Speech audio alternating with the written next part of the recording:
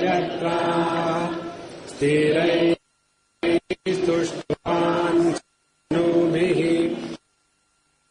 देवहितं यदायुः स्वस्ति न इन्द्रो वृद्धश्रवाः स्वस्ति न पूषा नस्तार्क्ष्यो अरिष्टनेमिः स्वस्ति नो बृहस्पतिर्दधातु ओम शांति शांति शांति। 16वां मंत्र हम पढ़ रहे हैं। यत्परं ब्रह्म सर्वात्मा विश्वस्यायतनं महत् सूक्ष्मात् सूक्ष्मतरं नित्यम् तत्त्वमेव त्वमेव तत् जाग्रत्स्वप्न सुषुप्त्यादि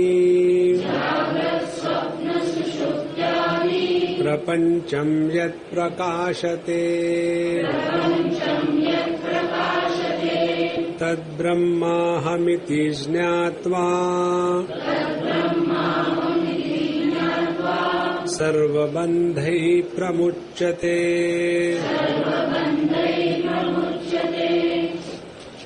तत् ब्रह्माहम इति ज्ञात्वा। तत् ब्रह्माहम जो लिखा है वो गलत है। शुड बी तत्, नॉट तत्। सेकंड त शुड बी हलंत।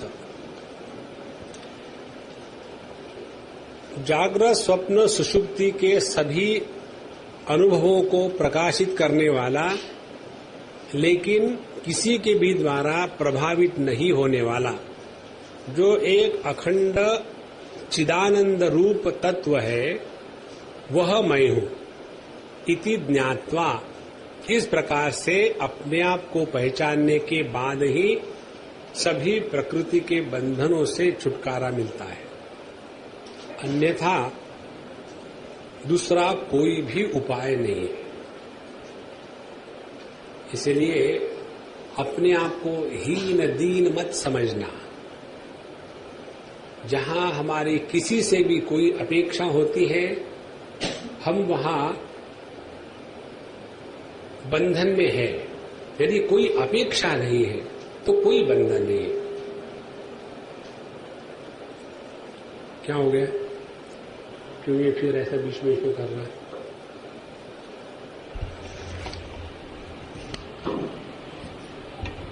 तो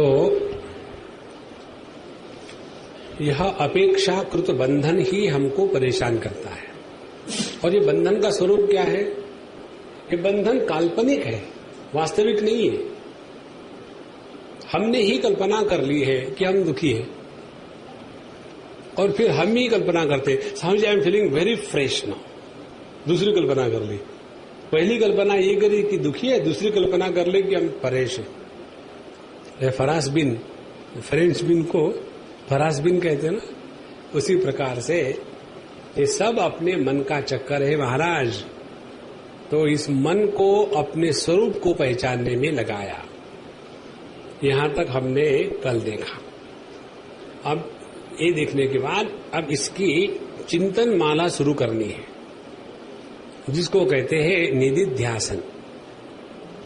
निधिध्यासन और समाधि, ये दोनों अभ्यास का फर्क समझ ले।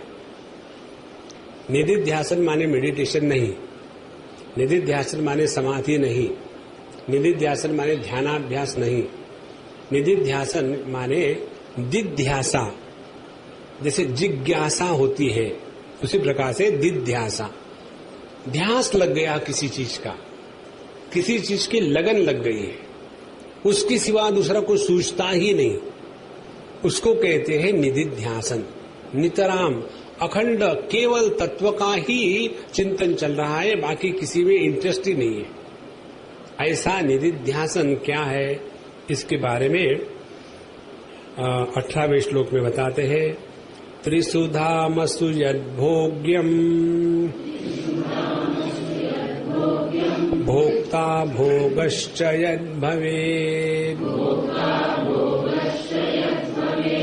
तेभ्यो विलक्षण साक्षी चिन्मात्रोऽहं सदाशिवः।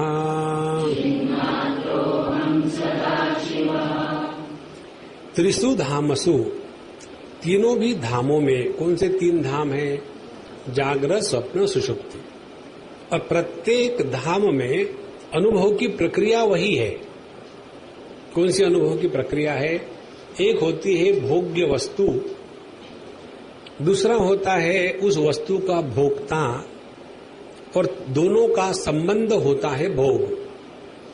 तो त्रिषु धामसु, प्रत्येक अनुभूति के क्षेत्र में जो भोक्ता है, जो भोग है और जो भोग्य है, तो त्रिषु धामसु यद भोग्यम भोक्ता भोगश्च यद भवेत् तेभ्यः विलक्षणः साक्षी।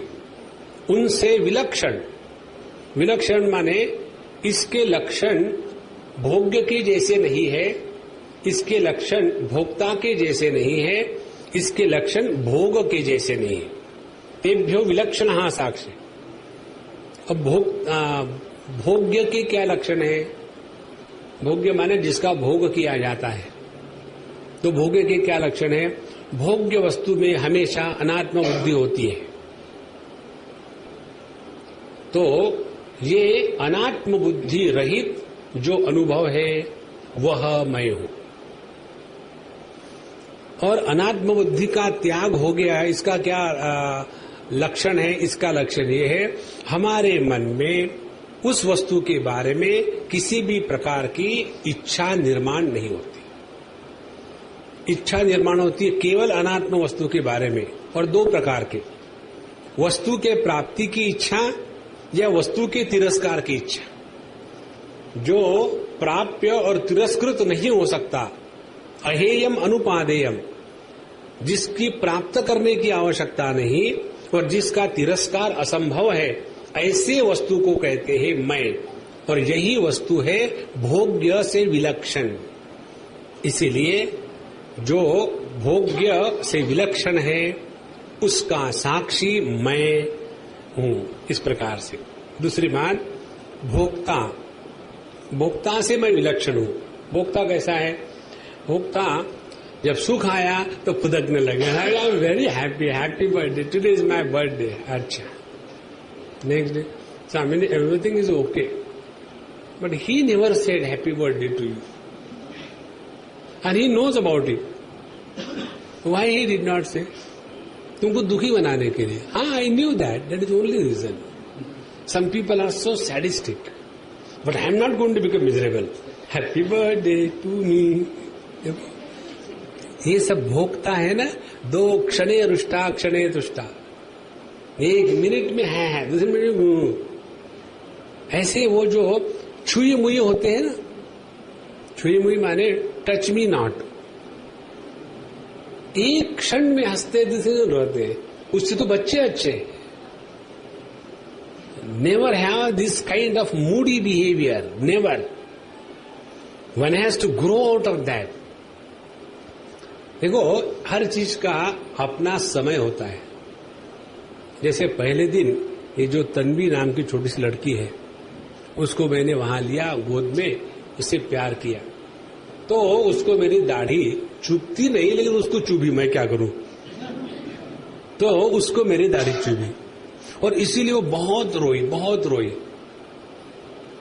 उसके बाद फिर दोस्ती बन गई। अब आकर के किस देती है, बात करती है, तो उस बच्चे का ये व्यवहार सुंदर लगता है। और वही बच्चा यदि बहुत ही रिस्पॉन्सिबल हो जाए, Swami ji may I get a cup of Coca-Cola for you? I don't want to take. Okay, Swami. ये कोई बच्चा है कि बच्चे का कार्टून है? बच्चा मस्ट बिहेव लाइक ए बच्चा। उसी प्रकार से grown up people also must behave like grown ups. अच्छा अच्छा, ये इसका तात्पर्य है महाराज। तो भोक्ता जो है तेभ्यः विलक्षणः साक्षी, जो भोगों के साथ संपर्क आने से उसके द्वारा प्रभावित नहीं होता, वो भोक्ता रहित अनुभूति का क्षेत्र मैं हूं, भोक्ता। फिर भोगश्च यद भवेत्, भोग से विलक्षण क्या है? भोग माने भोक्ता और भोग्य इन दोनों का संबंध प्रस्थापित होने के बाद के अनुभूति को भोग कहते हैं। माने भोग में दो का एकत्रित आना उसको कहते हैं भोग। जहां मैं एकमात्र हूं, अपने होने में मैं और मैं हूं ये दो वस्तु नहीं है। इसीलिए जिसको कहते हैं आत्मरति, आत्मरति माने क्या? जो अपने आप में परिपूर्ण है, अपने आप में रमण कर रहा है, वहां किसी भी प्रकार के द्वैत का लांछन नहीं है। तो भोग से विलक्षण है का तात्पर्य है जहां किसी भी प्रकार के द्वैत का प्रभाव नहीं है, वह विलक्षण, वह मैं हूं। अब देखो, यदि हम ध्यानाभ्यास करके ये कहें कि आज का मेडिटेशन बहुत बढ़िया जमा था, चाट के जैसा, मजा आया, तो हमने तो मेडिटेशन, ये हो गया भोग, मैं मेडिटेशन करने वाला, और जो परमात्मा जहां भी हो बेचारा, उसका मैंने भोग किया है। इसीलिए तेभ्यः विलक्षणः साक्षी, मैं इन तीनों से विलक्षण हूं। विलक्षण माने विचित्र नहीं, फनी, नो, ये भारत विलक्षण है, वो नॉट लाइक दैट। विलक्षण लक्षण उनके विरुद्ध है, भिन्न है। तेभ्यो विलक्षणः साक्षी। तो साक्षी कौन है? साक्षी वो है कि जो प्रकाशित करता है लेकिन प्रभावित नहीं होता। यदि समझो दो मोटरसाइकिल का या स्कूटर का या कार का एक्सीडेंट हो गया और उसमें एक ड्राइवर साक्ष्य देता है, मैं साक्ष्य देता हूं, तो उसकी साक्ष्य थोड़ी माने गएगी, उसने तो पार्टिसिपेट किया है ना। The one who participates in the accident is not accepted as a witness. तो साक्षी का तात्पर्य ये है जो प्रकाशित करता है लेकिन जो किसी के द्वारा प्रभावित नहीं होता, ऐसा जो विलक्षण साक्षी।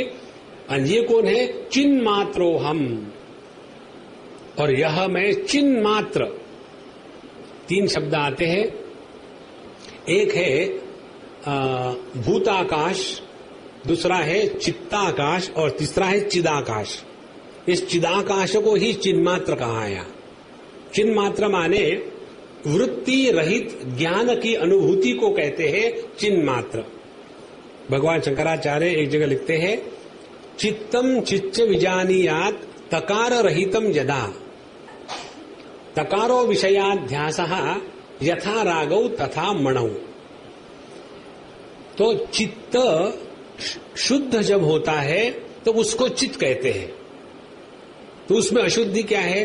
चित्त में से त को हटा डालो तो बन रहता है चित्त। तो ये त क्या है? त है विषयाध्यास। विषय का अध्यास माने किसी भी वस्तु में अनात्म बुद्धि जागृत होना, उसको कहते हैं विषयाध्यास। तो जहां हमारे ज्ञान से अनात्म बुद्धि समाप्त हो गई, उसने अपने चिन्मात्र स्वरूप में निष्ठा प्राप्त कर ली। और जहां अनात्म बुद्धि होगी वहां क्या होगा? ये मेरा है, वो तेरा है।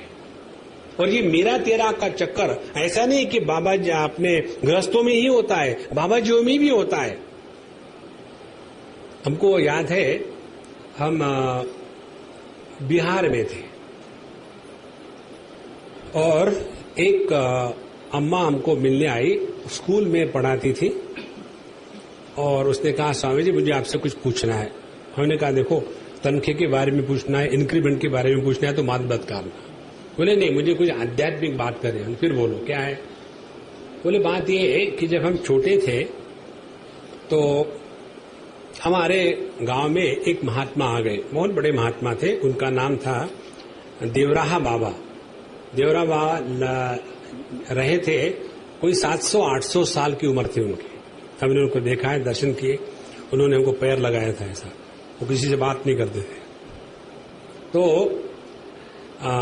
वो ले हमारे गांव में आए और आने के बाद पूरे गांव को दीक्षा दे दी। तो हमारे फैमिली का जो नंबर आया और वो उनकी जटा थी, दाढ़ी थी और वो अवधूत टाइप के थे, थोड़ा कपड़ा रख लेते थे और उनका विचित्र जीवन था। अवधूत लोगों का जीवन हम लोगों से भिन्न होता है। और वो उपदेश देने के लिए कान में बोलते थे मंत्र, और हम बच्चे थे उस समय और हम सबके मन में यही था, अब वो बाबा जी उनका मुंह दाढ़ी मूछ वाला कान के पास आएगा तो कैसा होगा कैसा होगा। इसी चक्कर में हम लोग फंसे हुए थे। और जब हमारा नंबर आया तो उन्होंने क्या बताया ये मालूम नहीं, बुद्धि होगी चले गए। लेकिन ये बात हो गई कि हमको मंत्र हो गया। बोले स्वामी जी आज तक मुझे मालूम नहीं क्या मंत्र दिया था। अब मेरे बच्चे स्कूल कॉलेज में पढ़ने लग गए हैं। अब मुझे ये समस्या है कि मैं आपको पिछले कुछ दिनों से सुन रही हूं, तो ऐसे लगता है कि मैं उनको त्याग दूं और आपको गुरु बना लूं। तो आपका क्या ख्याल है? हमने कहा देखो, तुमने यदि देह को गुरु माना है तो तुमने बाटा ब्रांड गुरु किया है, और ये बाटा ब्रांड जो गुरु होगा वो निश्चित रूप से नष्ट हो जाएगा। ये श्लोक कहना बहुत आसान है, गुरुर्ब्रह्मा गुरुर्विष्णु गुरुर्देवो महेश्वरः गुरुरेव परम ब्रह्म तस्मात्। उसके पास यदि जाओगे तो देख लेना। हमने कहा अम्मा सुनो कि तुम में जो मुझ में जो गुरु भाव हो रहा है उसमें तुम अपने उसी महात्मा को देखो, बदलो मत। ये थोड़ी है कि पिछले महीने में हमने लाइफ बॉय का ट्राई किया था, इस समय में हम लोग रिन को लगा के देखेंगे कैसा होता है। ये साबुन है क्या बदलते हैं? बदलते हैं नाम रूप, तत्व नहीं बदलता। इसीलिए यहां स्पष्ट रूप से बता, चिन्ह मात्रा, कहीं भी अनात्म बुद्धि की जागृति नहीं होनी है, मजाक में भी नहीं। जहां अनात्म बुद्धि जागृत हो जाएगी वहां संसार प्रारंभ हो गया। इसीलिए जब भगवान ने अर्जुन को 11वें अध्याय में अपना विश्व रूप दर्शन दिखाया था तो उसका तात्पर्य यही था कि सभी का सभी मुझ में है। और इसीलिए भगवान ने जब अर्जुन को ये दिखाया कि सभी के सभी एक के बाद एक मर रहे हैं, वहां जो वर्णन आता है 11वें अध्याय में कि भगवान के जो भयानक भयानक दांत है और उससे वो सभियों को चबा रहे हैं, और चबाते चबाते किसी का सर दांत के जो बीच में फट होती है उसमें से बाहर आ रहा है। जैसे अपने यहाँ चावल या सब्जी आती है तो उसको हम जैसे करते हैं जीवा से, उस प्रकार से भगवान भी अपने जीवा से उस हड्डियों को खा रहे थे। और ये देख करके अर्जुन को डर लगा, अरे बाप रे, भगवान को उग्र रूप आ, ये भयानक कौन हो? हमको तो लगता है भगवान माने क्या, गुड गुड सो स्वीट। अरे बाबा, एवरीथिंग इज भगवान। जन्म यदि भगवान है तो मृत्यु भी भगवान है, सुख यदि भगवान है तो दुख भी भगवान है, आनंद यदि भगवान है तो दुख या दुख की पराकाष्ठा भी भगवान है। इस जगत में परमात्मा के सिवा कुछ है ही नहीं। इस अनुभूति को कहते हैं चिन्ह मात्रो हम सदा शिवा। ये जो सदाशिव शब्द है ये अद्वय वेदांत जो पंथ है उसमें प्रयोग करते हैं। अद्वय ईश्वरवाद, हाँ, टेक्निकल नेम इज अद्वय ईश्वरवाद, या तो उसको कहते हैं कश्मीरी शैवाइज्म, या तो उसको कहते हैं नाथ संप्रदाय या योग मार्ग। इन सभी में ये शब्द का प्रयोग करते हैं सदाशिवा। सदाशिव का तात्पर्य है, एक है परम शिव, दूसरा है सदाशिव, तीसरा है शिव, और चौथा आ जाता है फिर अपने वेदांत की भाषा में ले तो ईश्वर, हिरण्यगर्भ और विराट। तो ये सदाशिव ईश्वर की स्थिति है।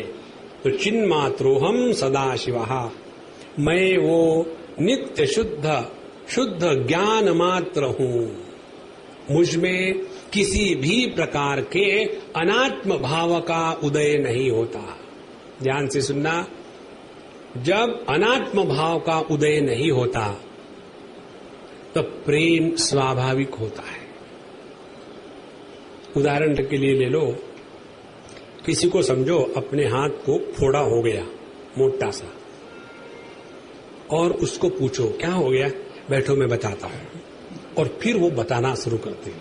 स्वामी जी ये जो फोड़ा है ना अभी तो कम हो गया, 2 दिन पहले इतना बड़ा हो गया था, और आपको बताऊं जब वो डॉक्टर ने उसको फाड़ा और उसको दबाया ना, ऐसे लगता कि अल्फांसो में से रस निकल रहा और एक आधी बकेट का रस निकला।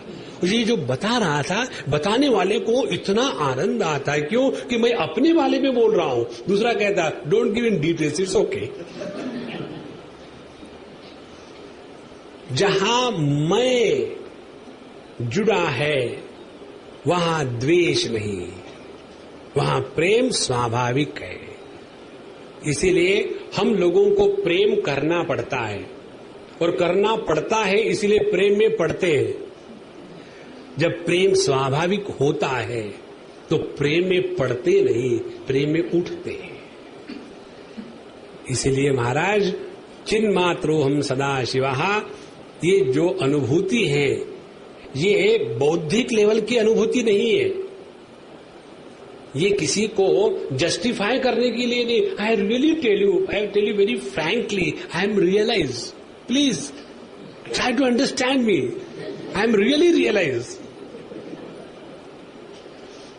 देखो, यदा उदरम अंतरम कुरुते, इतना भी हमारे बुद्धि में अनात्म भाव जागृत हो गया, अथ तस्य भयम गतो भवति, उसको डर लगने लग जाता है। और ये डर क्यों लगता है कि कोई मेरी कोई चीज ले जाएगा। एक कहाँ की बात है, शायद महाबलेश्वर की या पंचगणी की। एक सज्जन आते थे लेक्चर के लिए, और उनकी कार थी, वो कार में बैठने के लिए 10 आदमी पहुंच जाते थे और बेचारे समूह आते थे। एक दिन उन्होंने कार छोड़ दी, सुबह ही जल्दी पैदल निकल पड़े और लेक्चर के लिए आ गए। और उन्होंने कहा, स्वामी जी आपके पास कार नहीं है? उन्होंने नहीं, तो इसीलिए आप सुखी है। तो मैंने कहा तो आपके पास कार है इसलिए दुखी है? हाँ बोले स्वामी, क्यों? मुझे हमेशा लोगों का डर लगने लगा है, जो भी आता है केवल कार में बैठने के लिए आता है। अच्छा बाबूजी आप वहां जा रहे हैं लेक्चर का, तो मैं भी आऊंगी, अब ना किसको बोलूं? तो मन में डर लग जाता है, क्यों कि अनात्म भाव है। जहां हमको कुछ प्रोटेक्शन करना है, कुछ योग की अपेक्षा है, जहां योग क्षेम की चिंता है, वहां अनात्म भाव का प्राधान्य है। इसलिए चिन्मात्रो हम सदा शिवा, ये हो गया निधिध्यासन का जागृत स्वप्न सुषुप्ति अवस्था में अभ्यास का फाउंडेशन। तो कैसा फाउंडेशन करना है? जागृत अवस्था में जो भोक्ता भोग्य भोग है, इन तीनों के द्वारा प्रभावित नहीं होना माने निधिध्यासन। भोग्य के द्वारा प्रभावित नहीं होना माने किसी भी भोग्य वस्तु पर अवलंबित नहीं रहना। भोग के द्वारा प्रभावित नहीं होना माने किसी भी भोग को जीवन में आने के बाद राग द्वेष से स्वीकार नहीं करना। Let know experience scratch on our mind a definition of likes and dislikes. सबको एकदम चॉइसलेस एग्जिस्टेंस। जितना हम अपने आप को कम चॉइस देंगे उतना हमने भोगों से अपने आप को बचा लिया है। Lesser the choice you give to yourself, near you are to the reality.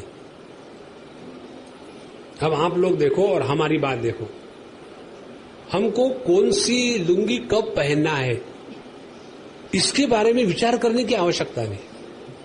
और आप लोगों सुबह में ये रंग, दोपहर को वो रंग, दिन भर पूरे दिन में रंग बिरंगी चल रहा है, और इसी के कारण परेशान होते हैं। समझो 1 जनवरी 2001 में कहीं हमको पिकनिक को जाना है, तो 2001 की 1 जनवरी से पहले 1 साल विचार शुरू हो गया, कहाँ जाएंगे, कैसे जाएंगे और क्या पहनेंगे क्या, ये बड़ी महत्व की। Lesser the choice you give happier you are. यहां देखो, हम लोग जो खाना खाते हैं, ऐसा आपने घर में शुरू करो, सबकी तबीयत ठीक रहेगी। यहां देखो, आप 3 दिन से आए हो, किसकी तबीयत खराब हुई क्या खाने से? और यदि खाने से तबीयत खराब हो गई है तो आपके पेट को बदलना पड़ेगा, भैंस का पेट डालना पड़ेगा। तो इसमें विशेषता क्या मालूम है? किसी को भी कोई चॉइस नहीं है, वही दाल वही सब्जी, एक चावल एक दाल, बहुत हो गया। वहां अपने बाद दुनिया भर की चीजें ये है वो है, और फिर भी जब खाने को बैठते हैं तो चेहरा और वो बैंगन का भरता matching. Give minimum choice, you will conquer the भोग। उसके बाद भोक्ता। भोक्ता माने हमेशा अपने ही सुख दुख की चिंता पड़ी हुई है। आज क्या हो गया तुमको? I don't know, but I am not feeling well. हम बताएं आपको, ये अपना जो कटु व्यक्तित्व होता है ना, उसकी अभिव्यक्ति कैसी होती है? We seek attention from the whole world by one or the other gimmick. एक अनुभव आपको बताता हूं। हमारे स्वामी जी के स्टैचू का अपने सांदीपनी में जब उद्घाटन हो रहा था, वहां एक अम्मा है, मैं नाम नहीं बताऊंगा, वो 2-3 दिन पहले आई। तो मैंने कहा कि अम्मा, तुम आज तक मेरी कोई बात मानी नहीं, इसको भी मानोगी नहीं, ये भी मुझे मालूम है, फिर भी मैं मूर्खता के कारण तुमको बता देता हूं कि तुम उस समय मत आना आश्रम में। Swami ji but why, everybody will come. ऐसे मुझे मालूम है तुम आओगी, क्योंकि मैंने अपने आप को तसल्ली के लिए बता दिया, तुम मत आना। मानेगी तो नहीं, मानेगी तो वो अम्मा कहेगी। अम्मा चाहे पत्नी हो चाहे मां हो, कभी किसी की नहीं मानती। तो वो आ गई वहां, और जब स्वामी जी का स्टैचू का वो रखने का शुरू हो गया, स्वामी चिदानंद जी आए हुए थे, और इसे स्वामी जी, और वहां उसको चक्कर आ गई, रोना धोना, और नीचे गिर गई। इसके द्वारा हुआ क्या? Only seeking attention, it is not love. ये केवल अहंकार की पराकाष्ठा है। कभी भी जस्टिफाई मत करना कि दुखी होना प्रेम है, नहीं। हमारे गोपियों का प्रेम देखो, एक भी गोपी के आंख से एक भी बूंद कभी नहीं गिरी थी। प्रेम माने ये नहीं हमेशा फुस फुस फुस फुस, आंखें बंद होगी तो नाक से निकल रहा है। Ram Ram Ram Ram. Don't justify that you are miserable, therefore you love somebody, respect somebody. No. ये बहुत ही महत्व की बात है। तब जाकर के हमने भोक्ता के क्लचेस से अपने आप को छुड़ाया है, तब इसका अर्थ समझ में आता है। त्रिसुधामसु यद् भोग्यम भोक्ता भोगश्च यद् भवेत् तेभ्यो विलक्षणा साक्षी चिन्मात्रोहम सदाशिवा। अन्यथा ये केवल शब्द रह जाते हैं, अर्थ निकलता ही नहीं, अनर्थ निकलता है। और ये होने के बाद ये हो गई अपनी निधि ध्यासन की स्थिति। अब ध्यान के लिए जो चिंतन करना है अपने आसन पर बैठने के बाद, उसकी बात बताते हैं। मय्येव सकलं जातम् मयि सर्वं प्रतिष्ठितम् मयि सर्वं लयं याति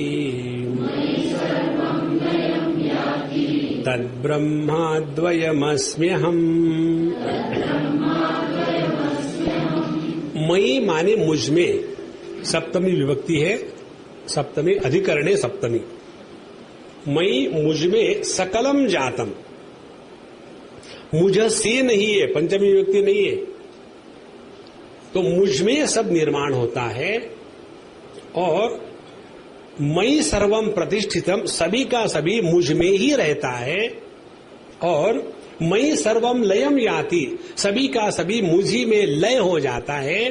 तद अद्वय ब्रह्म अहम अस्मि, वह non dual reality I am. अब ध्यान से सुनना जरा, ये संपूर्ण जगत का अधिष्ठान केवल अहम है।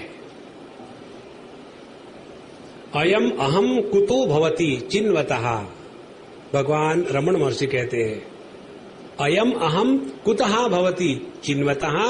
इस प्रकार से जो चिंतन करता है कि ये अहम अहम कहाँ है, कौन है, कैसा है, क्या है, अयम अहम कुतः भवति चिन्वतः अयि अरे पतति अहम, ये अहम गायब हो गया। इसी को कहते हैं निज विचारणम, इसको कहते हैं आत्मचिंतन। ध्यान से सुनना, एक भगवान रमण महर्षि के आश्रम का ग्रंथ है, उस ग्रंथ का नाम है महायोग। और ये शब्द महायोग उस चिंतन को रमण महर्षि ने स्वयं दिया है। और उन्होंने एक पुराण का, शायद पद्म पुराण या किसी पुराण का उन्होंने उल्लेख दिया है कि पद्म पुराण में इस प्रक्रिया को महायोग कहा गया है। कौन सा महायोग है? इसकी प्रक्रिया इस प्रकार से है, पहले हमारे मन को जगत से पूरी तरह से उपरत होना आवश्यक है। दूसरी बात, फिर हमारे मन को जो आदत पड़ गई है खामोखाम विचार करने की, फैन की तरफ देखने की, उस आदत को छोड़ देना है। इसका मतलब ये नहीं सो जाना है, क्योंकि सोने में हम दो बातें करते हैं, जगत की भी फिक्र नहीं करते, विचार भी नहीं करते, तो सो जाना है और सोना मत। फिर क्या है, फिर चिंतन शुरू करो, यदि मैं देह से भिन्न हूं, प्राणों से भिन्न हूं, मन से भिन्न हूं, तो फिर सवाल आता है नाउ हु एम आई। जब तक कि इस अहम का चिंतन नहीं होता, तब तक कि हम घंटी बजाते ही रहेंगे, घंटी बजाते ही रहेंगे, आगे बढ़ेंगे ही नहीं। अच्छा, इस अहम का चिंतन करने की प्रक्रिया भगवान रमण महर्षि बताते हैं। देखो जरा ध्यान से सुनना, और मैं जो बता रहा हूं उसको अपने मन में पहचानना और देख लेना क्या हो रहा है अपने अंदर। ये बाहर से बताने की बात नहीं, बताया भी नहीं जा सकता। अब हम एक जप करेंगे, जैसा मैं करूंगा वैसे आप अपने मन में करना, और उस जप का अर्थ क्या है आपको समझ में आता, वो समझ के रख देना, किसी को मत बताना। फिर मैं दूसरा जप करूंगा, उसको भी आप अपने मन में करना, फिर उसका क्या अर्थ आपको समझ में आता है वो अपने ही मन में रखना, मुझे मत बताना। अब मैं जप करता हूं, मेरे बाद आप दोहराइए मन में, जोर से मत दोहराना, मैं मार दूंगा। ओम नमः शिवाय, ओम नमः शिवाय, ओम नमः शिवाय, ओम नमः शिवाय, ओम नमः शिवाय। Now observe, keep the data with you. Now second mantra. मैं कौन हूं, मैं कौन हूं, Who am I? कोहमस्मि, कोहमस्मि, मैं कौन हूं। इसका जो आपके अंतःकरण में प्रभाव हुआ उसको नोट कर लेना।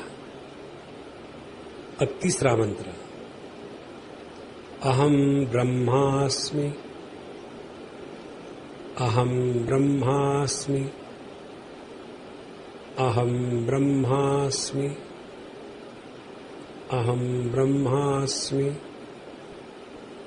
अब चौथा मंत्र,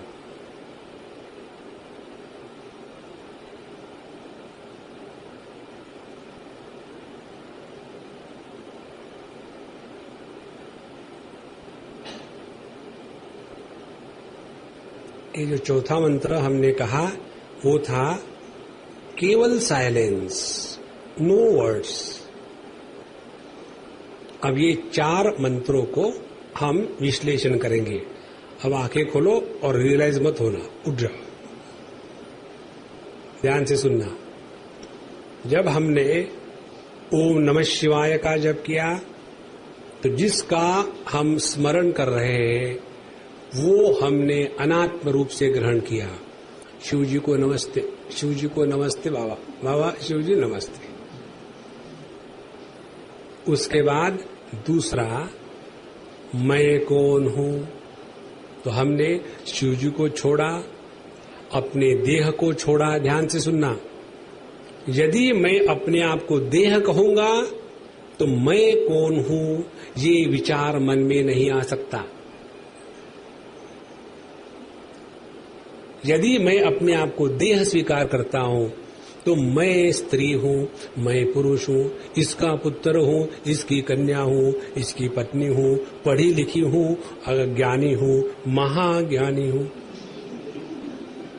कहां प्रॉब्लम है? तो मैं कौन हूं, इस मंत्र का जप करने से हम अपना अन्नमय कोश, प्राणमय कोश और मनोमय कोश से परे होकर के एकदम अंतर्मुखी बन जाते हैं। तीसरी स्टेज, जब हम कहते हैं अहम ब्रह्मास्मि, अहम ब्रह्मास्मि, ये जो अखंडाकार ब्रह्माकार वृत्ति है, इसमें हमने सभी परिच्छेदों का त्याग कर दिया है। क्योंकि जब हम कहते हैं श्री कृष्ण शरणम मम, तो श्री कृष्ण नाम की एक मूर्ति आंखों में आ जाती है। यदि पुष्टि मार्गी होंगे तो लड्डू वाला कृष्ण, यदि अपने दादा के मार्गी होंगे तो योगेश्वर कृष्ण, हाथ में सुदर्शन चक्र लिए हुए, और यदि गोपियों वाले कृष्ण के भगत होंगे तो हाथ में बांसुरी वाले कृष्ण हो जाएंगे। और यदि हम कहते हैं कि मैं कौन हूं, प्रश्न चिन्ह, मैं कौन हूं, हाँ मुझे मालूम नहीं, पता नहीं कौन हूं, पता नहीं, कम से कम उसमें हम अंतर्मुखी तो हो गए और कुछ विचार चल रहे। लेकिन जहां हमने कहा अहम ब्रह्मास्मि, ब्रह्म इस शब्द का उच्चारण करने के बाद हमारे अंतःकरण में कोई आकार निर्माण नहीं होता। जैसा कहा गधा, तुरंत गधा आ गया, घोड़ा, घोड़ा आ गया। लेकिन ब्रह्म किसी भी प्रकार का आकार निर्माण नहीं होता। तो अहम ब्रह्मास्मि इस जप के द्वारा, ये जप का विस्तार से महत्व आता है। प्रभु की इच्छा हुई तो कभी हम लेंगे। वो ग्रंथ का नाम है ऋभु गीता। ये ऋभु गीता इतना सुंदर ग्रंथ है, बहुत ही अप्रतिम है। उसमें कोई 10-12 अध्याय है, जैसे त्रिपुरा रहस्य वैसे ऋभु गीता है। तो उसमें अहम ब्रह्मास्मि मंत्र का जप करने से क्या क्या प्रकार की परिवर्तन हमारे ज्ञान में आते हैं, उसका विस्तार से वर्णन किया है।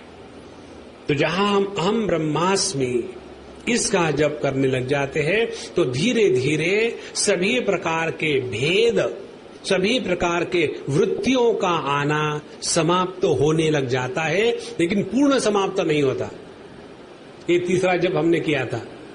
और चौथा जब हमने किया था शांत बैठो बाबा, कुछ मत कहो। वृत्ति रहित ज्ञान को ही शुद्ध चैतन्य कहते हैं। इस प्रक्रिया को इस मंत्र में बताया है। कैसे? मयि एव सकलम जातम, जब हम कहते हैं ओम नमः शिवाय, तो ये कहां से प्रारंभ हुआ? ये मुझ में ही है। ओम नमः शिवाय ये कहाँ रहा? ये मुझ में ही रहा। और ओम नमः शिवाय जब पूरा हो गया ये जप, तो ये कहाँ गायब हो गया? ये मुझ में ही आया। तो इस जप के उच्चारण के पूर्व, इस मंत्र के उच्चारण के पूर्व केवल एक स्थिति थी, और वो स्थिति थी अहम अस्मि, मैं मात्र हूं।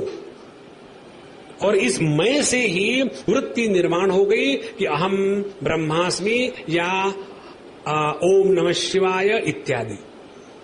तो जब हम मंत्र का जप करते हैं तब बहुत सूक्ष्मता से इसकी तरफ ध्यान देना। श्री राम। तो कहां से शुरू हो गया है श्री राम? कहां था ये? अब श्री राम म आने के बाद ये कहां गायब हो गया? तो पता चलेगा प्रत्येक अनुभूति का प्रारंभ मैं से होता है। प्रत्येक अनुभूति का अस्तित्व मुझ में है और प्रत्येक अनुभूति का समापन मुझ में ही होता है। मय्येव सकलम जातम। जिसने इसको समझ लिया है वो कभी किसी से द्वेष कर सकता है? मजाक में भी नहीं हो सकता, क्योंकि सब कुछ मेरी ही अभिव्यक्ति है। सकलम, सकलम का तात्पर्य सब का सब, सकलम का दूसरा तात्पर्य है कला जो होती है, भिन्न भिन्न कलाएं। तो जितने भी नाम रूपात्मक सृष्टि की विविधता है वो सभी की सभी मुझसे ही प्रारंभ हो गई है। मय्येव सकलम जातम। और ये सब का सब कहां है? ये मुझ में ही है। यह जो सब का अधिष्ठान है और जो अधिष्ठान होता है वो कभी प्रभावित नहीं होता। जैसे मेरे हाथ पर ये कागज रखा है, तो यदि ये हाथ अधिष्ठान है तो ये कागज के द्वारा प्रभावित नहीं होगा। लेकिन इस हाथ के ऊपर में समझो एक हाथी को खड़ा कर दिया तो ये हाथ दब जाएगा, टूट जाएगा, क्योंकि ये इसके द्वारा प्रभावित हो रहा है। तो हम नहीं कहेंगे कि स्वामी जी ने हाथ पर हाथी को उठाया, हम कहेंगे कि हाथी ने स्वामी जी के हाथ को दबाया। और वही जब हम कागज रखेंगे तो क्या कहेंगे? कागज को स्वामी जी ने उठाया, क्योंकि कागज का आधार हाथ हो सकता है। इसी प्रकार से जब हम किसी के भी द्वारा प्रभावित नहीं होते तब हम है आधार, अन्यथा हम है निराधार। इसीलिए मयि एव सकलम जातम, मयि सर्वम प्रतिष्ठितम, मयि सर्वम लयम याति, तद ब्रह्माद्वयम अस्म्यहम। अब ये दूसरा भाग, तद ब्रह्म अद्वयम अहम अस्मि। वो अद्वय ब्रह्म मैं हूं। अद्वय ब्रह्म मैं हूं माने क्या? यही मंत्र समझो पानी कहता है, तो पानी कैसा कहेगा? मयि एव सकलम जातम। सभी के सभी समुद्र, सभी की सभी नदियां, सभी के सभी तालाब, सभी के सभी टैंक, वाटर टैंक, मयि एव सकलम जातम, मुझ में ही है। मयि सर्वम प्रतिष्ठितम, ये सभी के सभी मेरे ही से प्रारंभ हुए, मुझ में ही है। और जब वो विलीन हो जाते हैं, जब लहर टूट जाती है तो कहां जाती है? मुझ में ही आती है। इसको जितना सूक्ष्मता से आप चिंतन करोगे तो देखेंगे, ध्यान के लिए बैठे हैं, एक एक जो श्वास निकलता है वहां आपको प्रतिबोध विदितम मतम, केनोपनिषद की श्रुति है। प्रत्येक बोध में परमात्मा का अनुभव होता है, प्रत्येक अनुभव में परमात्मा की अभिव्यक्ति होती है, प्रत्येक अभिव्यक्ति में केवल परमात्मा ही होता है, परमात्मा के सिवा और कुछ नहीं है। जैसे हम कहेंगे भले कारणात्मक समुंदर और कार्यात्मक लहर, लेकिन पानी के दृष्टि से देखो तो ये कार्य कारण भाव का कहीं अस्तित्व नहीं है। इसी प्रकार से प्रत्यक्ष रूप से दृग्गोचर होने वाला जगत भी मैं हूं। इस जगत का उपभोग लेने वाला, सुखी दुखी होने वाला जीव भी मैं हूं, और इस जीव जगत के व्यवहार को नियंत्रित करने वाला ईश्वर भी मैं हूं। तो ऐसा जो मैं, जीव जगत, ईश्वर, इन तीनों भेदों का समर्थन करते हुए भी किसी के भी द्वारा प्रभावित नहीं होता। तद ब्रह्माद्वयमस्म्यहम्। तो तद ब्रह्माद्वयमस्म्यहम् का तात्पर्य क्या हुआ? जब हम संपूर्णता के दृष्टि से सापेक्षता का दर्शन करते हैं तो संपूर्णता के दृष्टि से सापेक्षता काल्पनिक होती है, और जब सापेक्षता के दृष्टि से संपूर्णता का दर्शन करते हैं तो उसमें कारण और कार्य, ये भाव, ये भी काल्पनिक ही होता है, केवल एकमात्र वस्तु है। तद ब्रह्माद्वयम अस्म्यहम्। जितना इसका शुद्ध चिंतन होता रहेगा आप देखेंगे आपको मन को नियंत्रित करने के लिए कोई परेशानी नहीं पड़ेगी। जगत का कोई भी वस्तु व्यक्ति आपको प्रभावित नहीं कर सकता। ये अपना स्वरूप है और इस स्वरूप में नितराम रहना, इसी को कहते हैं जीवन मुक्ति का आनंद। अन्यथा ये छोटी छोटी बातों में किचड़ मुझे याद है, कहाँ की बात है, एक बार भागवत की बात है, बांद्रा में। उस दिन प्रभु की दया से इतना सूक्ष्म सूक्ष्म विचार चला गया कि विचार समाप्त हो गया और प्रभु ही प्रभु। और उस अनुभूति में आप खड़े हो जाओ और फिर वही बात कुछ Ram Ram Ram Ram Ram, from the sublime to the ridiculous, hold on to that for as long as you can. उसी को कहते हैं समाधि का अभ्यास। अन्यथा इस जगत से निकलने का कोई मार्ग नहीं है। तो मयि एव सकलम जातम मयि सर्वम प्रतिष्ठितम मयि सर्वम लयम याति तद ब्रह्माद्वयम अस्म्यहम, यह अद्वय ब्रह्म तत्व मैं हूं। ये जो दूसरे श्लोक का अभ्यास है, ये ध्यान के सीट पर बैठ करके करने का अभ्यास। प्रत्येक बार जब हम कहेंगे हरि ओम, तो देखना कहां से प्रारंभ हो रहा है। हरि हरि ओम, देखना ये हरिओम कहां था। हरि ओम, देखना ये कहां गायब हो गया। तो हम पहुंचेंगे अपने पास। ये सूक्ष्मता की जो साधना है, उसको कहते हैं तत्व का चिंतन। नहीं तो जगत के बारे में हम आपको बताएं, कितना भी विचार करो, हम गारंटी देते हैं आपको शांति प्राप्त नहीं होगी। हमारी विचार करने की पद्धति कैसी है कि हम समुद्र में कूदेंगे लेकिन पानी नहीं लगना चाहिए, तो फिर वो वैसे कपड़े पहन के कूदो। और वैसे कपड़े पहन के कूदने को कहते जीवन मुक्ति का आनंद। इसलिए महाराज, जगत के बारे में विचार मत करो, किसी के भी बारे में विचार मत करो, अविचारी बनो। हाँ हाँ हाँ, बड़ा अच्छा। अब इस तत्व का जो चिंतन चल रहा है, ध्यान के सीट पर बैठ करके, उसकी और सूक्ष्मता अगले मंत्र में है। अणोरणीयान अहमेव तद्वत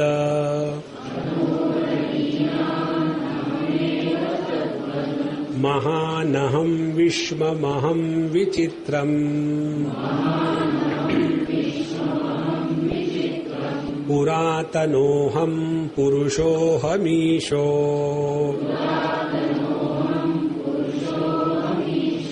हिरण्मयोऽहं शिवरूपमस्मि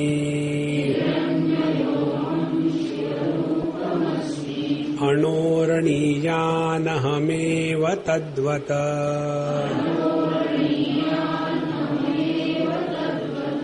महानहं विश्वमहं विचित्रम् पुरातनोऽहं पुरुषोऽहमीशो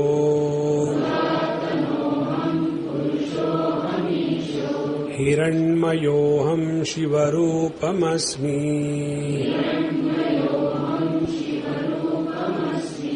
अब ये चिंतन किसका हो रहा है? ये चिंतन भगवान का नहीं हो रहा है, ईश्वर का नहीं हो रहा है, जगत का नहीं हो रहा है। चिंतन हो रहा है अहम तत्व का, जिसका पहले हमने चिंतन किया कि मयि एव सकलम जातम मयि सर्वम प्रतिष्ठितम। तो ये जो मैं है, जहां से संपूर्ण विश्व की उत्पत्ति स्थिति लय है, वह मैं कैसा है? अब इस मैं का स्वरूप चिंतन है। अणोहो अणीयान, मैं सूक्ष्म से भी सूक्ष्म हूं। सबसे सूक्ष्म क्या है? ये विचार बृहदारण्यक उपनिषद में आता है। गार्गी जाकर के अपने पति गुरु को पूछती है कि ये जगत कहाँ है? तो वो कहते, जगत को मारो गोली, तुम बताओ तुम कहाँ हो? बोले हम आश्रम में है। आश्रम कहाँ है? बोले आश्रम लोनावला में है। लोनावला कहाँ है? खंडाले के पास है। ये लोनावला खंडाला कहाँ है? ये महाराष्ट्र में है। महाराष्ट्र कहाँ है? भारत में है। भारत कहाँ है? आशिया में है। आशिया कहाँ? पृथ्वी में है। पृथ्वी कहाँ है? पानी में है। पानी कहाँ है? ये अग्नि में है। अग्नि कहाँ है? वायु में है। वायु कहाँ है? आकाश में है। आकाश कहाँ है? आकाश हमारे मन में है। और मन कहाँ है? मन का आधार है शुद्ध चैतन्य। तो ये दुनिया कहाँ है? अरे बाबा तुम में ही है, बाहर कहीं नहीं है। इस प्रक्रिया को कहते हैं अणोहो अणियान। लेकिन हमारी बुद्धि तो महाराज बड़ी सूक्ष्म है, आप तो बड़े स्थूल बुद्धि वाले हो।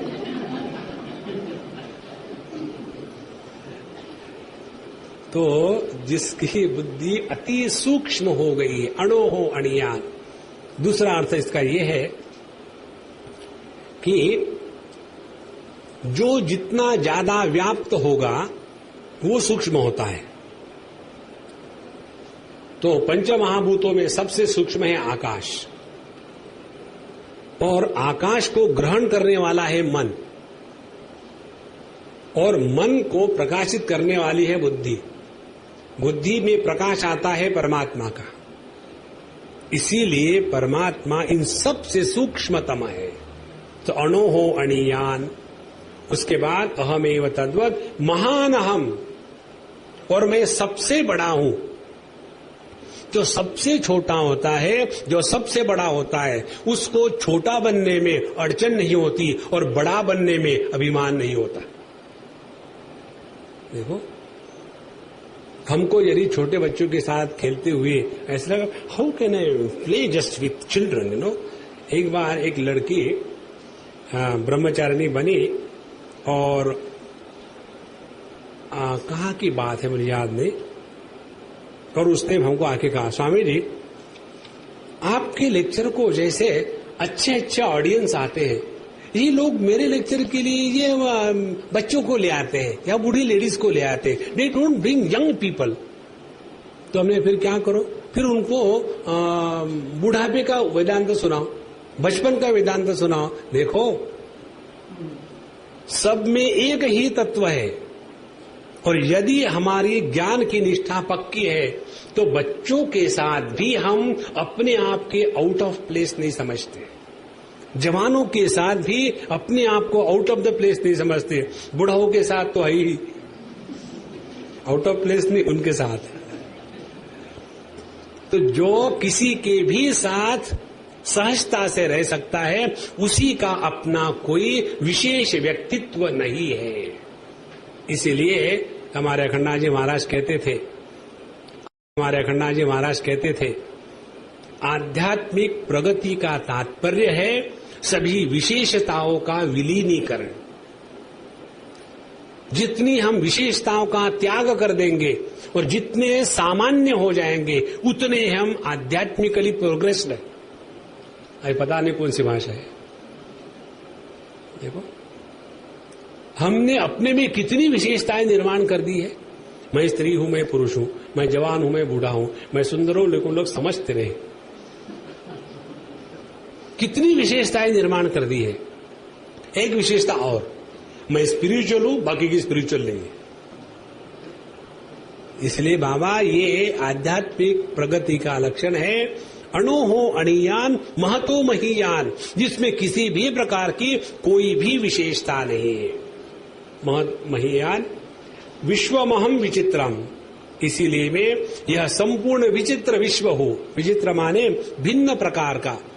तो जैसे एक ही पानी को समुद्र बनने में, लहर बनने में, दवबिंदु बनने में कोई अड़चन नहीं आती, उसी प्रकार से मैं जड़ात्मक जगत बनूं या इस जगत का परिच्छिन्न भोक्ता बनूं जीव, या इनका नियंत्रण करने वाला ईश्वर बनूं। ईश्वर बनने से मुझ में कोई ग्लोरी नहीं है, जीव बनने से मुझ में कोई दुख नहीं है, और जगत बनने से मुझ में कोई जड़ता नहीं है। ऐसा जो सबका एक अधिष्ठान है वह मैं हूं। देखो कैसा मजा आता है। ये मजा वालों में किस चीज का है? ये मजा है कि हमारे सभी विचारों की जो दरवाजे हैं वो बंद हो गए। कंप्यूटर में आप लोग खिड़कियां खोलते हैं ना, हम लोग दरवाजे बंद करते हैं। सब भेद के दरवाजे बंद कर डालो, देखो कैसा मस्ती का मजा आता। तो पुरातनो हम, और मैं सबसे बूढ़ा हूं। पुरातन का तात्पर्य है पुरा अपि नव, कितना भी पुराना हो फिर भी फ्रेश हो। पुराना होने के बाद भी फ्रेश का तात्पर्य है इस पर किसी भी काल का प्रभाव नहीं है। यही एक कारण है हमको किसी को भी अपने आप को उम्र में बढ़ने का अनुभव नहीं आता। कितना भी ट्राई करो आप कि मुझे तो लगता नहीं मैं बढ़ा, पता नहीं लोग मुझे आजोबा क्यों कहते हैं।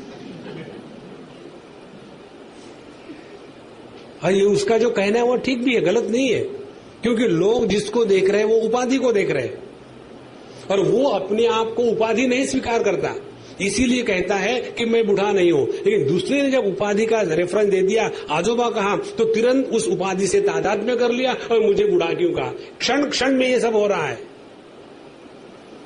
इसीलिए पुरातनो हम, पुरुषो हमीशो, और मैं पुरुष हूं। हाँ, मुझे मालूम था।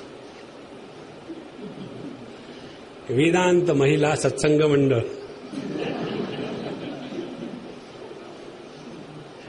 नारायण। पुरुषो हमीशो, पुरुष का तात्पर्य है, इसके दो अर्थ है। एक, पुरुषयनात् पुरुषः, इस मय की उपलब्धि हमको इसी देह में होगी, बाहर जाने की कोई जरूरत नहीं है, क्योंकि इसी पुरी में, जगन्नाथपुरी है ये, इसी पुरी में जो रहने वाला है वो पुरुष है। तब जब यही पुरुष इस पुरी के साथ तादात्म्य करता है तब पुरुष का अर्थ होता है जीव। लेकिन जब यही जीव अपने स्वरूप को पहचानता है तब भी उसको पुरुष ही कहते। क्यों? पूर्णत्वात् पुरुषा। तो जब यह जीव अपने पूर्ण स्वरूप को पहचानता है तब भी उसको पुरुष कहते हैं। और जब ये पुरुष अपने पूर्णत्व का त्याग करके परिच्छिन्नता की भ्रांति को सत्य मानने लग जाता है तब उसको जीव कहते। इसीलिए पुरुषो हमीशः, तो मैं ईश हूं, इन सब का नियंत्रण करने वाला हूं। इस प्रकार से हिरण्मयोहम, हिरण्मयोहम माने स्वयं प्रकाश हूं, जगमगाता हूं, चकमकाता हूं, रोने धोने वाला नहीं हूं। साधु संतों के चेहरे का, आंखों का जो तेज होता है वो ब्यूटी पार्लर का नहीं होता है। आपको आंखें देखनी है तो एक ही आंखें हमको सबसे ज्यादा प्रभावित करी, वो थी अपने भगवान रमण महर्षि की। कोई भी उनका चित्र देखो। दूसरी आंखें ये है हमारे निसर्गदत्त महाराज, उनका चेहरा देखो, जो दिव्य प्रकाश उनके चित्र से भी निकलता है वो है ये हिरण्मयोहम। हिरण्मयेन पात्रेण सत्यस्यापि हितम मुखम। ये जो स्वयं प्रकाशित तत्व है यह मैं हूं, शिवरूपमस्मि। और ऐसा जो शुद्ध परमात्मा स्वरूप है वह मैं हूं। ये सब का सब चिंतन परोक्षता से परमात्मा का नहीं चल रहा है, प्रत्यक्षता से जगत का नहीं चल रहा है, ये चिंतन चल रहा है अपने आप का। ध्यान से सुनना। अपने आप के बारे में बोलने को लगाओ तो बोरियत होती है क्या? मी इथे गेलो तिथे गेलो, असं झालं तसं झालं, ठीक है, इतने डिटेल बताते, शॉर्टकट में बताओ ना। लेकिन जब हम अपने बारे इतना डिटेल बताते दूसरे बोर हो जाते, अपने को बोर नहीं होता। यदि हमने वास्तविक रूप से आत्मचिंतन शुरू किया हो तो जीवन में बोरियत नहीं आ सकती, क्योंकि अपने बारे में बोलने में, सुनने में, चिंतन करने में किसी को भी बोरियत नहीं होती। जो कहते हैं कि ये मेडिटेशन में आत्मचिंतन करने में थकावट आ जाती है, थोड़ी देर के लिए ठीक है, उसके बाद फिर times of India Lalu Prasad ने क्या किया, तो हमारा तादात्म्य आत्मा से थोड़ी है, जिससे अपने को क्या करना है। तो हिरण्मयोहम शिवरूपमस्मि, ये सभी आत्मचिंतन की प्रक्रिया है। आगे चलते हैं। अपाणिपादो हम चिन्त्य शक्ति,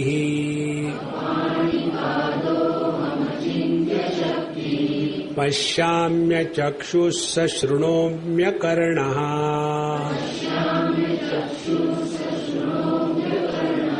अहं विजानामि विविक्तरूपो,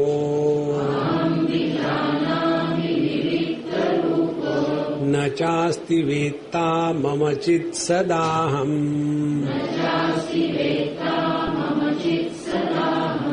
इस श्लोक में जो दूसरी पंक्ति है उसमें शृणोमी का शुरू का स्पेलिंग गलत है। ठीक है, यदि आपको आता हो तो कर लो, नहीं तो चलने दो।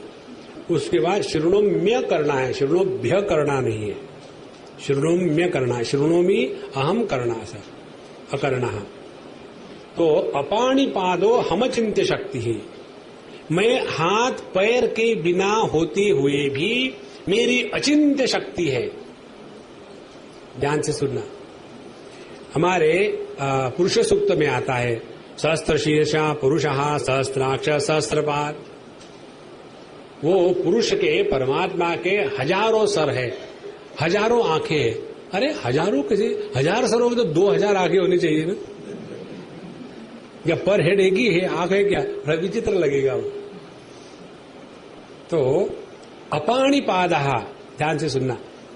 जब हमारा ध्यान उपाधि पर है, उपाधि में से अपने ध्यान को हटा करके परमात्मा में लगाने के लिए शास्त्र कहते हैं हमारे अज्ञान के अनुभव को लेकर के ज्ञान प्रदान करने की प्रक्रिया है। हमारा अज्ञान क्या है? पैरों में मैं चलता हूं, भगवान कहते तुम नहीं चलते हो। पैरों में चलने की जो शक्ति है वो मेरी शक्ति है। हमारी भले इच्छा हो, लेकिन पैरों में यदि पोलियो हो गया हो या किसी को स्ट्रोक आ गया हो, स्ट्रोक, तो वो चल नहीं पाएगा। तो उसकी इच्छा है चलने की, फिर अपनी इच्छा से नहीं चल पाएगा। कारण क्या है? उसमें से परमात्मा की विष्णु शक्ति अब निकल गई है। इसीलिए जब कहते हैं कि सभी पैरों में मैं हूं, सभी आंखों में मैं हूं, तो हमारा ध्यान च्यों की उपाधि की तरफ है, वहां से उपाधि से उस परमात्मा की तरफ ले जाने की प्रक्रिया है।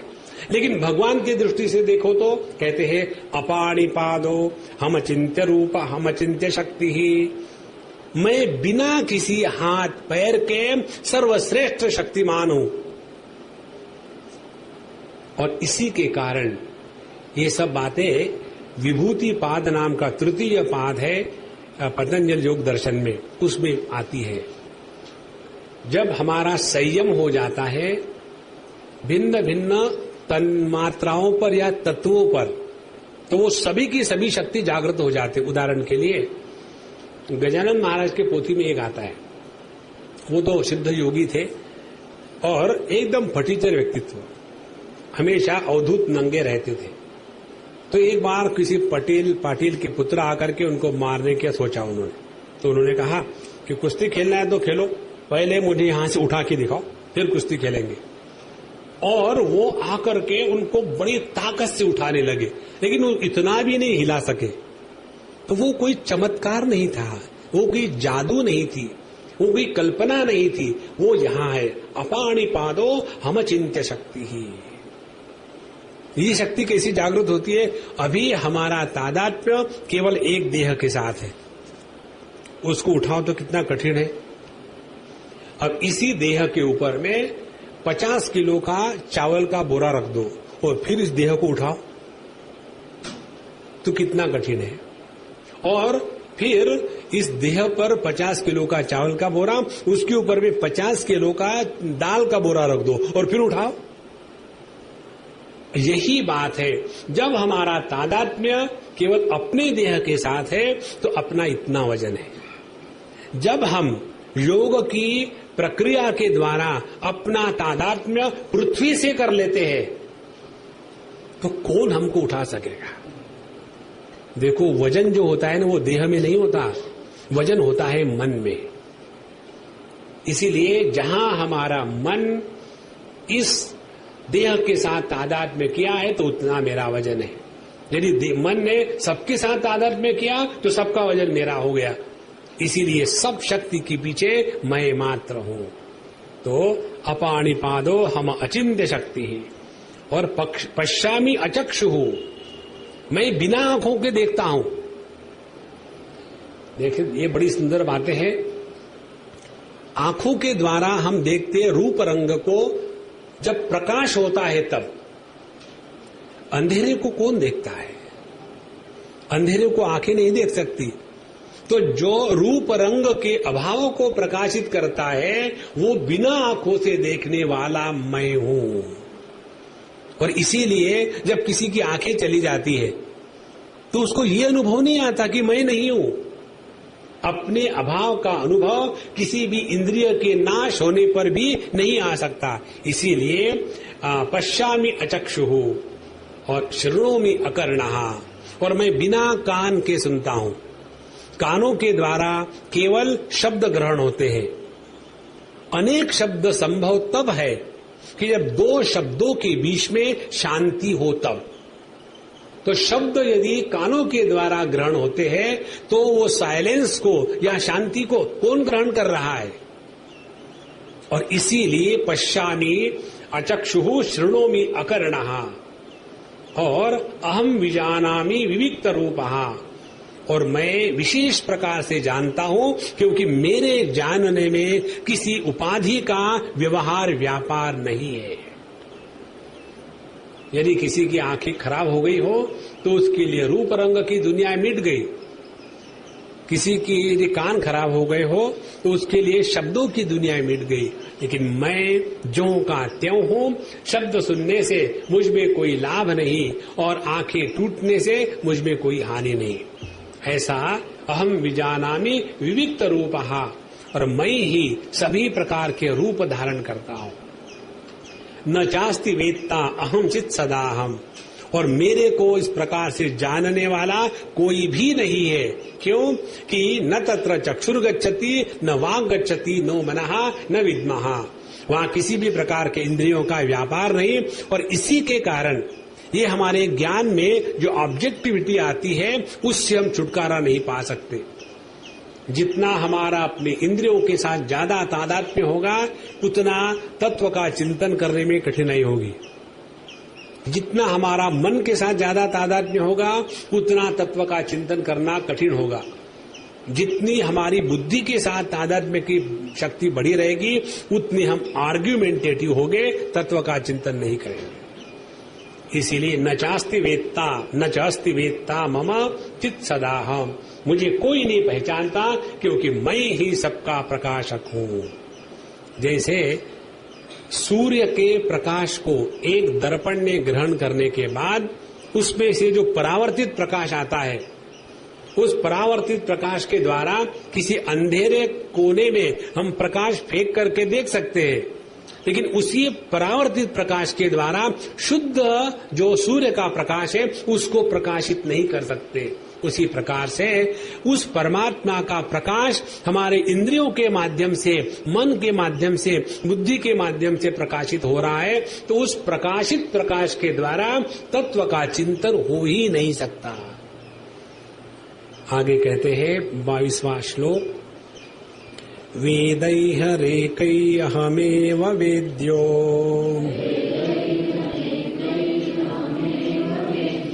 वेदांत कृद्वेद विदेव चाहम् न पुण्य पापे मम नास्ति नाशो न जन्म देहेन्द्रिय बुद्धिरस्ति। ऐसा ही मंत्र आता है, कहाँ? भगवद गीता के 15वें अध्याय में आता होगा, अपने को क्या मालूम। वेदै ही एक ही अहमेव वेद्यः, ये जो एक वाक्य है ना, इसके 4 वाक्य है, एक नहीं है। दिखने को लगता एक है, यही संस्कृत भाषा का सौंदर्य है।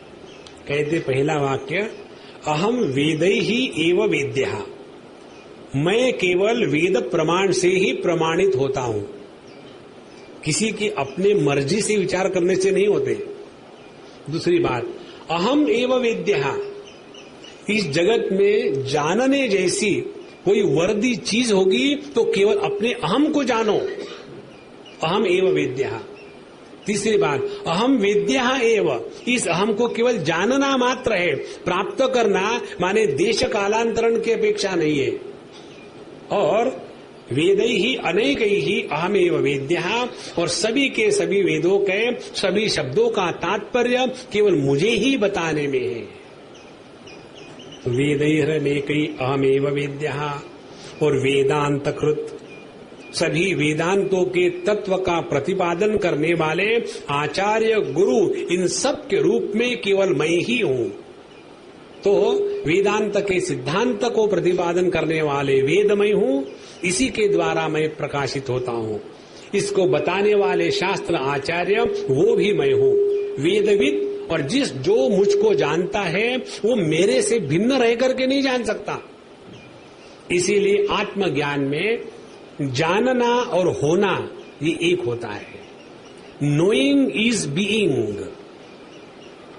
In case of the objective knowledge through the agency of thoughts, there is no experience of knowing is being. नहीं तो बड़ी मुश्किल हो जाती। लोग गधे की तरफ देखते ही नहीं, गधे की तरफ देखा knowing is being, गधा हो गया। Therefore, this is the basic difference where knowing is being is self-realization. तो वेदांत कृत वेद विदेच अहम, और न पुण्य पापे मम नास्ति नाशः। अब ध्यान से सुनना, ऐसा जो मैं हूं, मेरे लिए पाप पुण्य का कोई मतलब ही नहीं। पाप पुण्य किसके लिए होता है? जिसने अपने आप को कर्तृत्वाभिमानी समझ के रखा है, जिसने अपने आप को परिच्छिन्न समझ के रखा है, जिसको जगत में कुछ प्राप्त करना है, कुछ प्रोटेक्शन करना है, कुछ खोना है, ऐसे भिखारी के लिए पाप पुण्य होते हैं। इसीलिए हमको नचिकेत का ये प्रश्न जो आता है कठोपनिषद में, इस एक प्रश्न का चिंतन भी करो तो बहुत आनंद आएगा। क्या चिंतन है? नचिकेत कहते हैं, अन्यत्र धर्मात् अन्यत्र अधर्मात्। हे भगवान, हमको वो बताओ जो धर्म अधर्म के परे है। अब कब तक डराते रहोगे? ये करोगे तो वहां जाओगे, वो करोगे तो वहां जाओगे, ठीक है, वहां मिल लेंगे आपको। देखो, नायमात्मा डरपोकी न लभ्य। जो डर डर के साधना करते हैं ना, उनको कुछ नहीं मिलता। हम आपको एक बात बता दें, स्पष्ट स्पष्ट, डर के कुछ भी मत करो। पाप भी करना है तो डरो मत, फिर देखो कैसे आत्म साक्षात्कार होता है। रावण ने जो किया था वो निडर बन के किया, तब जाकर के प्रभु रामचंद्र ने उसको अपने में समाया। अपने हृदय से किसी भी प्रकार के भय को कभी भी समर्थन मत देना। I am afraid what will happen, you are going to die, I am afraid. क्योंकि मृत्यु डरने में ही है और किसमें नहीं है। इसलिए यहां स्पष्ट रूप से बताते, न पुण्य पापे मम नास्ति नाशः। पाप पुण्य स्वामी जी, उस दिन हम गए थे वो सिद्धि विनायक के मंदिर में। फिर क्या करूं मैं? तो नहीं, ये प्रॉब्लम ये हुआ। किसको? सिद्धि विनायक भगवान को? नहीं, मुझे प्रॉब्लम हुआ। प्रॉब्लम क्या हुआ? प्रॉब्लम ये हुआ, वहां जाने के बाद पता नहीं क्या हो गया। उस समय केवल ओम नमः शिवाय, ओम नमः शिवाय यही मंत्र आ रहा था। और मैंने कितना ट्राई किया, ओम गम गण ओम नमः शिवाय, ओम नमः शिवाय। और फिर I should chant now Atharvashirsha, तमेव प्रत्यक्षम ब्रह्मासि, फिर ओम नमः शिवाय। उतना मुझे गुस्सा आया, अब मैं क्या करूं? अब इसे करना, शिव जी की 10 किलो की सोने की मूर्ति बना के ले आना, अब मुझे दे देना। जितना पाप लगा है वो समाप्त हो जाए। इसीलिए न पुण्य पापे मम नास्ति नाशः। किसी भी प्रकार का डर मत रखो मन में। एक संत के जीवन की कहानी है। वो देवी के मंत्र का जप करते थे और उड़ीसा प्रांत के थे। तो उड़ीसा के लोगों का उच्चारण बड़ा फंटास्टिक होता है। फंटास्टिक माने फन उसमें ज्यादा होती है और स्टैटिक रहता है। तो फंडा फंडा फंडा ठीक होना चाहिए, फंडा ठीक होना चाहिए। What I said in Odia, funda funda ठीक होना चाहिए। Your fundamental should be very clear. Funda funda funda ठीक होना चाहिए। तो उन्होंने देवी के मंत्र का जप किया और वो जप का जो मंत्र था वो गलत था। और गलत था इसके कारण एक दिन देवी ने एक चाटा मारा उनके चेहरे में जोर से, तो मुंह टेढ़ा हो गया। तो फिर उन्होंने उसी देवी से प्रार्थना करी कि हे मां, गलत मंत्र का जप करने से यदि तुम प्रसन्न होती हो तो मैं ठीक मंत्र का जप क्यों करूं। तो मां को भी हंसी आई। बोला अच्छा क्या चाहिए? बोले मुझे कुछ नहीं चाहिए, ये जो गलत मंत्र है इसी को सिद्ध मंत्र बना देना। इसीलिए इस चक्कर में मत पड़ो, डर के कुछ मत करो, तब जाके पुण्य पाप पुण्य इसके परे चले जाएंगे। बहुत महत्व की बात है। जो व्यक्ति डरता है वो कभी भी आगे नहीं चल सकता। वो व्यक्ति एक ही काम के लिए फिट है, गवर्नमेंट सर्विस। उसके द्वारा गवर्नमेंट डरती है। हिम्मत हो तो आदमी आगे बढ़ सकता है। No, I want security now. How can suppose, I don't get something and then what will happen? Nothing is going to happen now also and afterwards also. न पुण्य पापे मम नास्ति नाशो न जन्म देहेन्द्रिय बुद्धिरस्ति। और न मेरे इंद्रिय है, न देह है, न बुद्धि है, यह सब कुछ मेरे नहीं है। दे आर इन मी, वो मुझ में है, मैं उनके द्वारा परिच्छिन्न नहीं हूं। जैसे समुद्र कहेगा कि सभी की सभी लहरें मुझ में है लेकिन मैं लहरों में नहीं हूं, माने लहरों के जन्म से मैं पैदा नहीं होता, लहरों के बढ़ने से मैं नहीं बढ़ता, और जब लहरें मर जाती है तो मुझे कुछ नहीं होता। उसी प्रकार से ये इंद्रिय देह आज तक कितने बार आके चले गए, लेकिन मैं ज्यों का त्यों असंगोहम असंगोहम असंगोहम पुनः पुनः। इस प्रकार से ये सब तत्व चिंतन की प्रक्रिया है हमारे आसन पर बैठने के बाद। अब देखो, इस प्रकार से चिंतन करोगे, क्या आपके मन में ये समस्या आएगी, स्वामी जी जब हम ध्यान के लिए बैठते हैं ना, पता नहीं बड़े बुरे बुरे विचार आ जाते हैं। इसलिए विचार आते हैं बुरे बुरे क्योंकि इस मन को चिंतन करने के लिए कोई अच्छी चीज नहीं दी। इसलिए जिसको घर में अच्छा खाना मिलता हो वो होटल में नहीं जाता खाने के लिए। हम लोगों के बच्चे होटल में क्यों जाना चाहते हैं?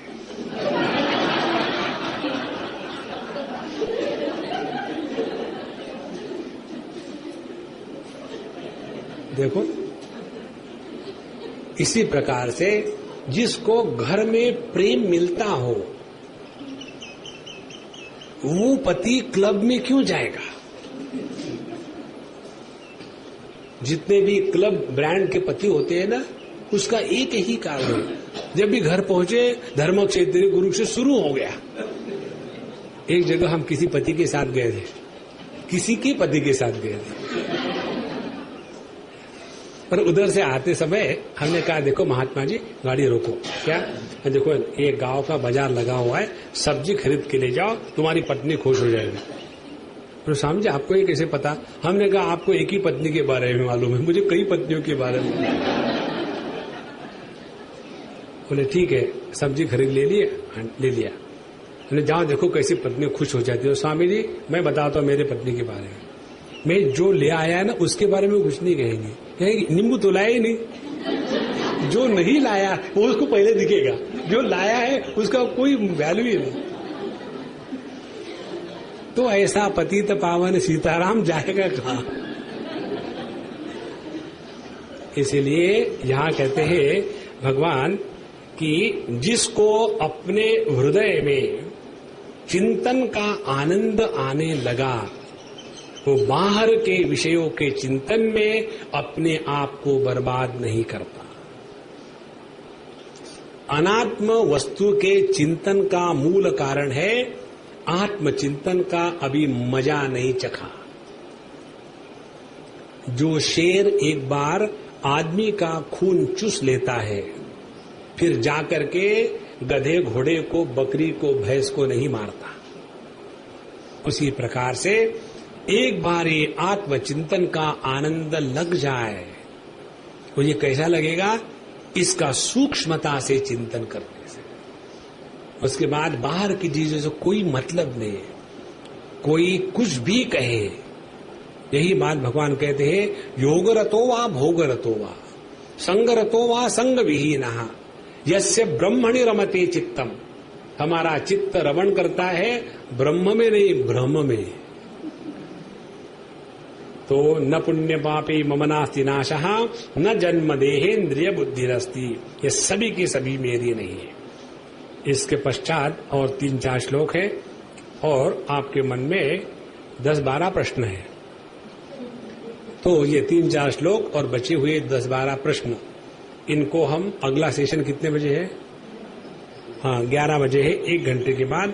तो 1 घंटे तक के जिनको प्रश्न पूछने हैं, प्रश्न पूछना अनिवार्य नहीं है। तो जो भी प्रश्न पूछने, कागज पर ऐसे हाथ में हैंडराइटिंग में लिखो कि मैं पढ़ सकूं, और उसके पश्चात उसके नीचे अपना नाम लिखना। और कोई भी इकट्ठा मत करना प्रश्न, नहीं तो एक दूसरे के प्रश्न, तुमने ये लिखा, मैंने ये लिखा, क्योंकि स्कूल का एग्जाम थोड़ी है। तो अपने अपने प्रश्न ले आकर के यहाँ रख देना, वैसे के वैसे उल्टे करके, ताकि अच्छा तुमने भी ये प्रश्न पूछा था, मेरा भी यही था प्रश्न। तो सब कुछ मत करना। तो बाकी के जो श्लोक बचे हैं, मंत्र बचे हैं, उनको हम पूरा करेंगे, और जो प्रश्न होंगे उसका जितना उत्तर मुझे आएगा मैं दे दूंगा। तब तक के लिए आज्ञा दीजिए। ओम पूर्णमदः पूर्णमिदं पूर्णात् पूर्णमुदच्यते पूर्णस्य पूर्णमादाय पूर्णमेवावशिष्यते। ओम शांति शांति शांति। हरि ओम। श्री गुरुभ्यो नमः। हरि ओम।